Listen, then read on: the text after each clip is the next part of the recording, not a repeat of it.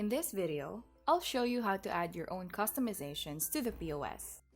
With KRISP, you can personalize your POS by adding your own custom lists, tabs, fields, and forms.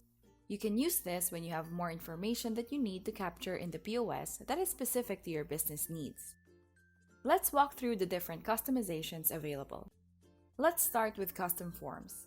Custom forms are where you create your own form layout by using and adding different components like drop-downs, checkboxes, date picker, text fields, and many more. In this example, this bag has personalization options and other details like pickup date that you can get from the customer. Now, these components are called custom fields. You can create your own custom fields in the admin so that you can use them in your forms. As mentioned a while ago, you have several field types to choose from, so you can select the one that best fits what you need. There's one custom field that's called a list. A list is basically a drop-down. You can then make your own choices for this by using custom lists. In this example, I have bag zipper colors, and I created these options. Now, custom tabs just essentially allow you to create new tabs in selected places in the POS.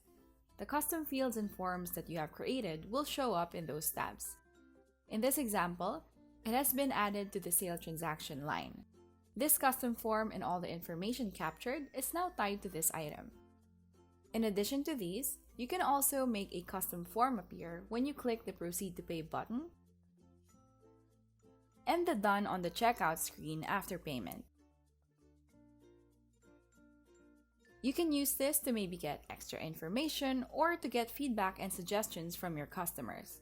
And using these different features, you can utilize them to streamline your business processes and improve your clienteling. Now, you can read more details on custom forms, fields, lists, and tabs by checking out the links in the description below. And that's how you can add custom components to your POS. That's it for this video. Feel free to visit our website for more information.